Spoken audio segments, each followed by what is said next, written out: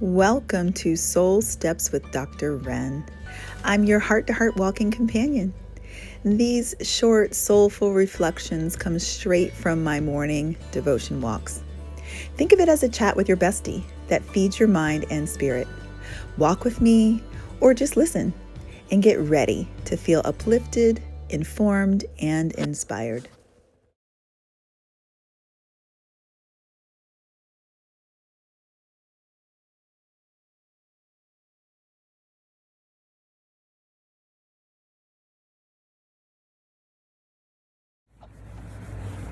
Good morning, friends. Happy Wednesday. We made it halfway through the week. Some of you guys had off yesterday for Veterans Day. I hope you enjoyed your day off. If so, if not, and you were a veteran, hope that you found some way to be served in honor of your service. So, you guys know I walk in the morning early, and you know that I spend a lot of time looking at the moon and the stars. So, there's been this celestial event yesterday where Aurora Borealis visible in the night sky in the south, all the way down as south as Florida. And this is the second time, maybe the third time, that this celestial event has been visible in my area, and I have not seen it. I do feel some type of way about that. I did read an article this morning that it's possible that the display will be larger tonight. I do not know the time of evening that people were taking these pictures yesterday. Maybe it was during the time that I was hanging out with my mom. I had the best time with her yesterday. You know, when we were giving tributes to my mom, she kind of cut mine off. I guess I was talking too long, or maybe she was tired. But she cut me off and shared that one of the things that there's a leaf shaped like a heart. Can I show you? This is not going to turn out right.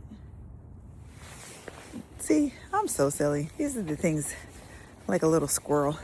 That was a pretty leaf. I received that love from the universe. She said one of the things she loves about me is how I would sing with her and worship with her when she was in the hospital. And it's so funny because I actually didn't know what she was talking about. I'm not going to lie. I was like, what is she saying? Like, it just didn't consciously, you know how someone says, oh, you're such a nice person. You could think of all the ways you were nice. She was like, oh yeah, my daughter. I have to go back to the video to see how she worded it. But I had no idea what she was talking about. But you know, I mean, I do sing all the time. Not like singers sing all the time. You know, people that can sing. I remember I had this friend in college, and his name was Michael Jordan, you know, like the basketball player. He was always singing. MJ was singing all the time, all the time. And he could sing, so, you know, it was pleasant to the ears. But literally, that boy was always singing a song. I'm not like that, but, you know, with my mom, part of how I coped with how disruptive her loss of function was in my life, you know, just dealing with that, was just praising and worshiping and reminding myself of God's promises. So, I mean, that was Saturday. So then Monday, I worked so hard Monday. I was up since 3:30. I didn't get home till, I don't know, it was maybe close to 11. It was ridiculous. I was so unhappy with how hard I worked on Monday. And my mom wanted to see me. She wanted me to, I had promised her that I was going to bring my iPad so that because her vision is rough. And she can't often see things on a regular phone. So I was like, oh, I'll bring my iPad and I'll show you the few videos and pictures I have on my phone of your party. So she had that in her mind. And she said, she was texting me Monday, like, I've been waiting all day. I was like, Mom, I'm really sorry. It is probably not going to happen today. I had 30 minutes of a break on Monday, which I used to eat food. So Tuesday, that's yesterday, I helped facilitate a resilience boot camp, and that was an all-day affair. I mean, I didn't really like work that whole time because my sessions were early, which was nice because I could kind of do my thing and then go ahead and be a participant the rest of the day. And it was so much fun. It was so great. Fantastic time.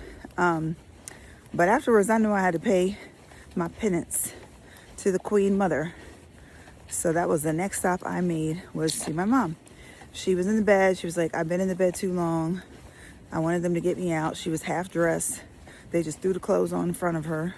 Wasn't even, I don't like when I come in there and see my mama like that. I'm not gonna lie.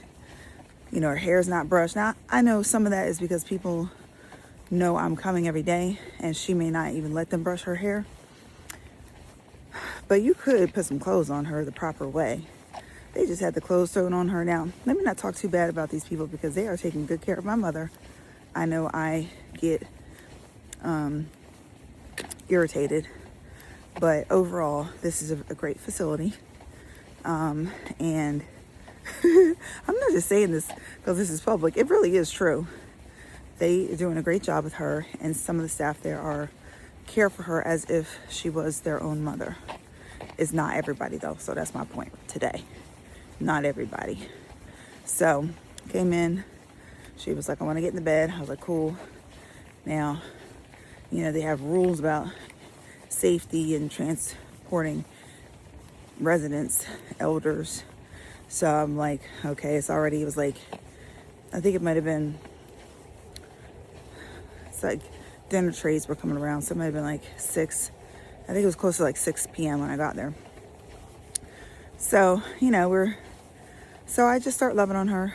And then, I'm doing my thing. So I'm like taking care of her. So, just from the head to the toe, brushing the teeth, brushing the hair, getting her all dressed up. It's just the way I love on her. And, I put on some music. That's when I figured it out. I was like, this is what she's talking about. So I put on like the old gospel songs because I go to like a contemporary church, a church that's fun for non-church people to go to. So the service lasts for 1 hour on the dot. They sing like 2-3 songs tops. They give you a practical word you can apply to your life, and then you on your way. So I grew up in the black church where you in church 5 days a week, 4 hours at a time, and you're gonna get all kinds of stuff. But what you are gonna get is a whole lot of singing. So, so I was playing these songs, singing with my mom, and then I was like, one song we sang that came on, she started singing at her birthday party, Marvin Sapp's song, Never Would Have Made It. And I was like, oh, this is a song. Now she sang with me in the birthday party. Stop singing the song she's not singing. I said, why aren't you singing? She says, I like to hear you sing. Say less. I was like, really? So I'm, singing my little heart out. And that's when I realized that's what she's talking about. So what I was doing for myself was blessing my mom to hear me sing and worship God. And then listen, when I'm singing with my mom, I'm like putting on a performance, okay? I'm not just like singing la la, like I'm singing like I'm at, Carnegie Hall, and she's the audience of one. I got the hand motions and the, I go all out. And maybe that's why she likes it so much. So we're just encouraging her spirit. And, I got those MRI results yesterday, and it was a little depressing to see the extent of the cancer around her spine and to think about the type of pain that she has as a result. which previously she was calling arthritis pain. My mom has just enough medical knowledge to be dangerous, so she'll be using these medical terms, but she's not a physician.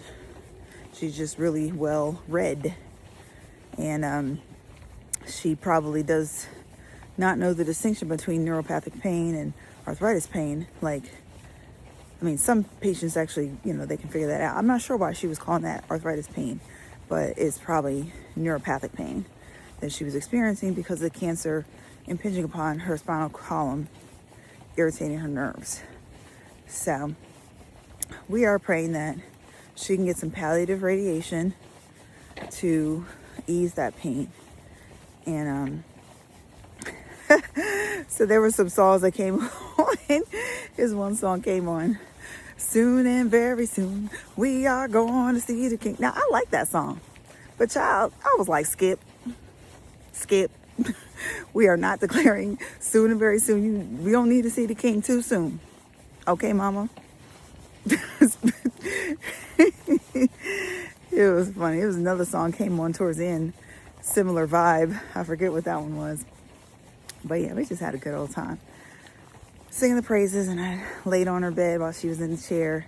And I just laid down. And I used to sleep with my mama all the time.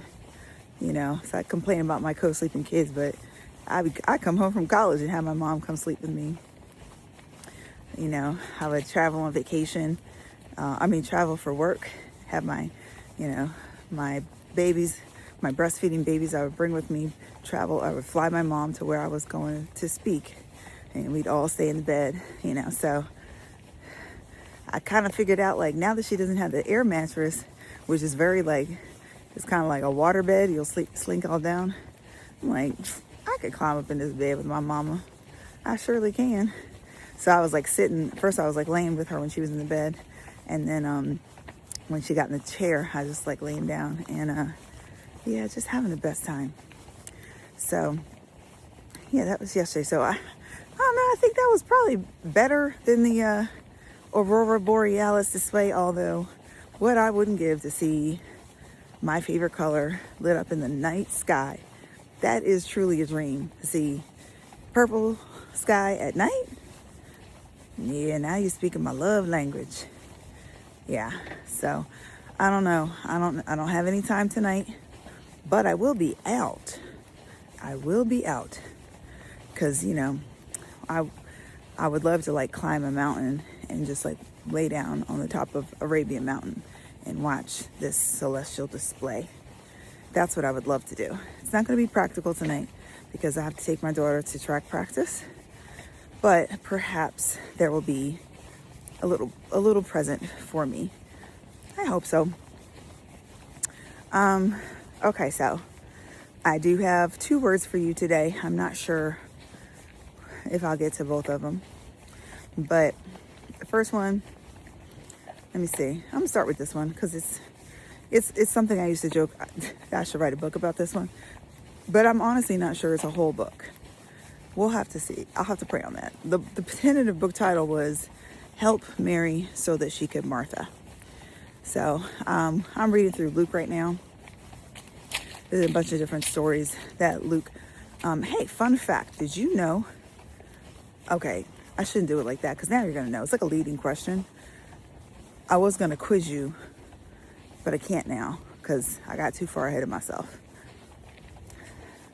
So I'll just tell you that most people think that the most prolific writer of the Bible was Paul. I thought that. But in fact, from the perspective of content, Dr. Luke was the most prolific contributor to the Bible, which is so cool because he was not Jewish. He was Greek. So he was raised in the Hellenic traditions, but he converted to Christianity, and he then took kind of a scientific perspective on documenting the life of Jesus. And so he interviewed a lot of people. I like to think of him as Dr. anthropologist in the ways in which he went around and interviewed people and collected their stories and had them in the Bible. So it's a little fun fact about Luke.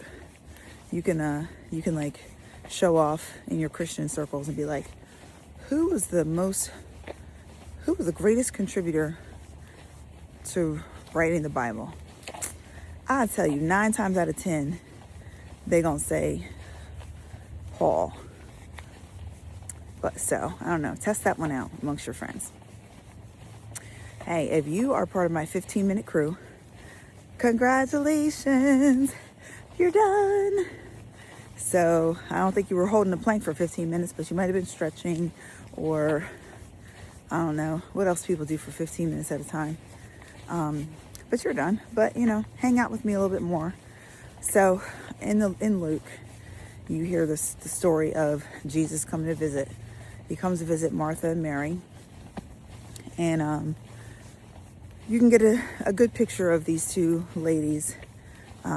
Mary is sitting there luxuriating at the feet of Jesus, just soaking up his every word, giving him, googly eyes like, oh man, Jesus is here, and I'm just going to lay at his feet and listen to what he has to say. And, but probably more than just them. So they probably have like a house full, and you got Martha, and she's the one making it happen. And she's over there. She's already, cleaned up, cooked, set the table, ordered the people around. She's kind of a busybody, and now she's tired. She's tired. Everybody wants to sit there and listen to Jesus, and she got the dishes full, the sink full of dishes. Got dust from all these people coming in, bringing in dust from outside. She's sweeping up. I feel Martha. I'm a Martha person in general, like my instinct when we're in a situation like that. And, a lot of times this scripture is preached upon to criticize the Marthas. And I tell you, I have not received that any time. And it's always done in a very critical way. And the reason why I had such a problem with people preaching like that, the down on Martha, is, like if you really want Martha to chill, help a sister out. So I was like, I'm going to write a book. It's going to be called Help Martha So She Can Marry. Help Martha so she can marry. Okay? You want Martha to be like Mary? Help her out, because that's what is true for me. People think that, like, I remember my husband's always like, kind of like, oh, you're doing too much. Oh, sit down. He would do this a lot. He doesn't do this too much anymore, thank God. Almost 20 years in. Man, that would burn me up so much. Should be like Thanksgiving, Christmas, Easter. We're hosting, and he loves entertaining too. He does.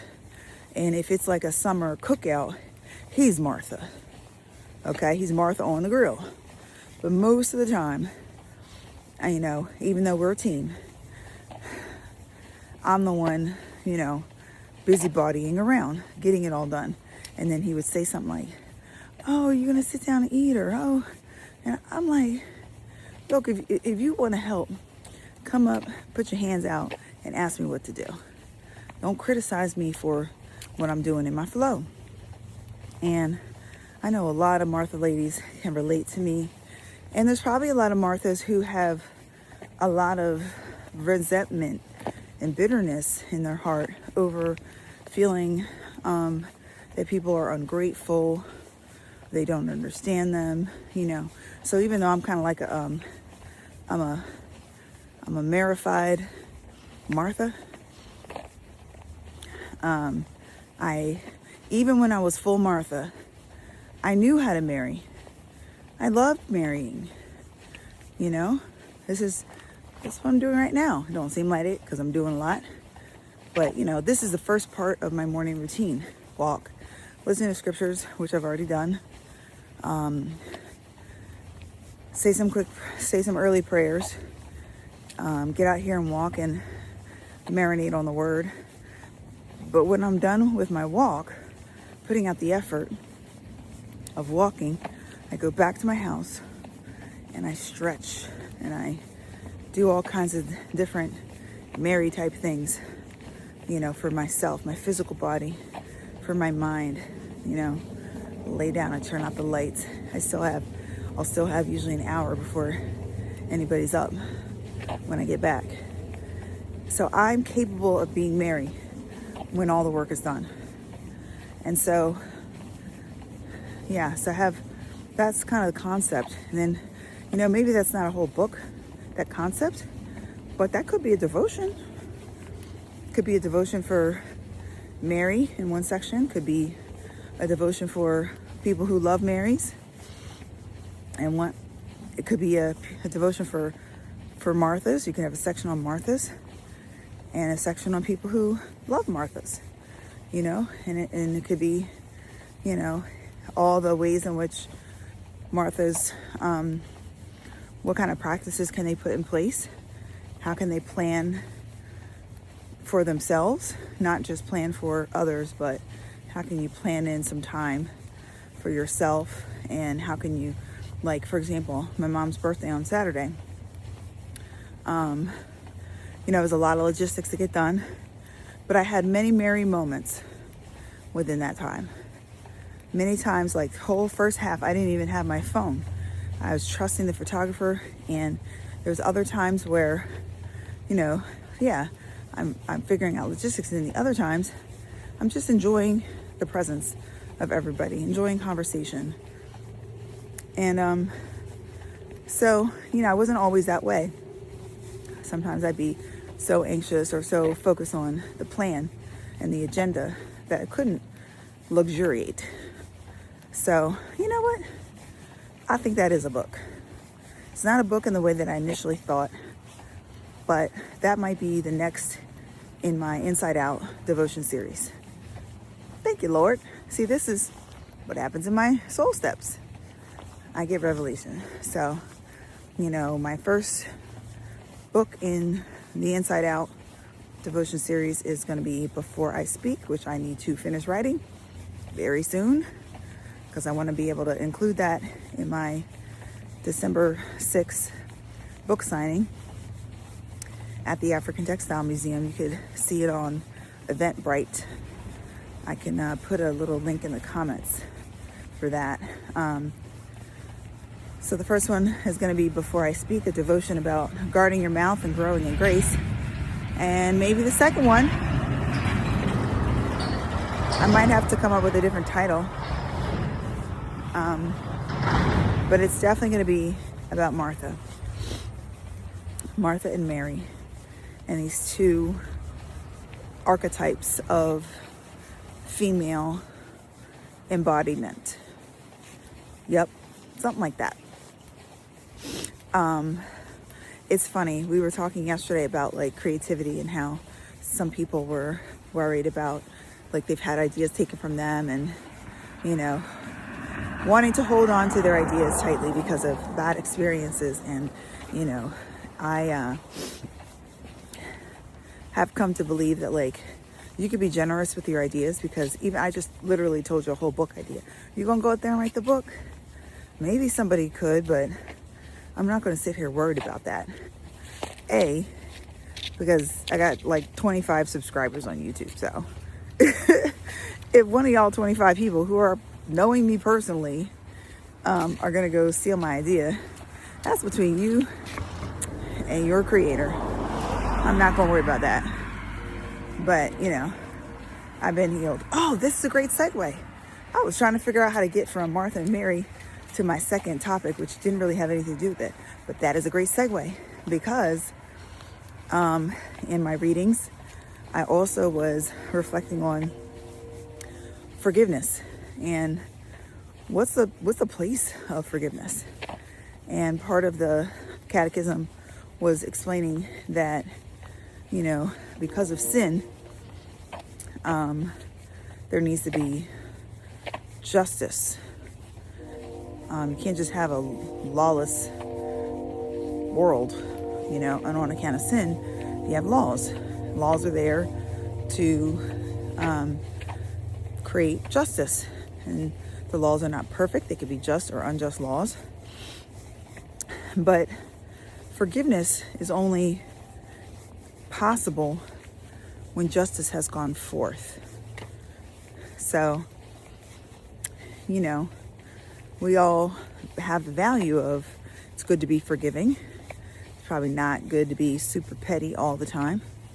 Although, y'all know, I am for a little bit of petty. I am team petty for a period. So a period of petty is good. That's just the gospel according to Dr. Wren. Take that for what it's worth. But if you stay in petty too long, and if you stay in that petty room indefinitely, it will not be good. But the path to forgiveness is smooth where there has been justice. And that is why scriptures say, if your brother offends you and repents, forgive him 7 times 7 in one day. And that's the key part, is and repents. So there's some justice there. If your brother offends you, your sister offends you, and then they come to you and they say, I was wrong. I was wrong for what happened. And I realized the impact that it had on you. And I'm sorry. And I want to find a way to not do that anymore. And I want to be in right relationship with you. What's the path forward? How can I make restitution? Now, Minister Wren, my mother, when we were kids, we had a whole formula for reconciliation. Now, my brother Greg can testify. He can validate that this is true. We had a formula for restoration and reconciliation. You fought with your sibling. We would come and you would have to confess, and you had to say, I was wrong. Those words right there, I was wrong. I was wrong for blah, blah, blah, blah, blah. And then you could say, and then you would have to say, she didn't add this part, but I would add that part about acknowledging the negative impact that it had on the other person. We didn't have to do that, but that's my add-on. But then she had to say, what can I do to make up for what I've done? You had to offer restitution. And then after that, the other party had to forgive. Period. That was the Wren reconciliation rule. You had to say, I was wrong. You had to ask. And the person could say something kind of crazy. I don't know how she dealt with that part. I don't remember. But I remember being funky as a child, so mad in my feelings, having to say, I was wrong. I remember that. And I remember what it felt like to have to say, what can I do to make up? And then the other person had to forgive. So I'm going to close out with that. Those two thoughts about thinking about the ways in which Martha and Mary energy operates within your life, and thinking about the pathway towards forgiveness and the Wren formula for reconciliation. I was wrong. What can I do to make up for what I've done? Will you forgive me? There's three steps. And I'll add the fourth step of, here's the impact that I see that my actions had on you. So try that out next time. Try it with your kids. Teach your kids that one. Try it with your partner or anyone in a relationship. And it's modeled off the pathway that God has for us too. You know, we're not meant to be doormats, and we're not meant to stay in relationships where people are not reciprocal and are not trying to be in right standing with us. That is not godly. It's not the example that was set for us. Jesus came to fulfill and complete the law, but he also came to empower us to be able to fulfill and live by that law. He showed us the way. So that's why I follow Jesus. I do think that Jesus following makes you better at life and makes your life better. I do believe that. You don't have to. You can still listen to me. I do hope I have some non-Jesus followers listening to me, because I don't want to just be talking to my own people. And I do think these principles are good principles for living. So remember, friends, to move your body with love and intention today. And as always, remember that I love you. Bye.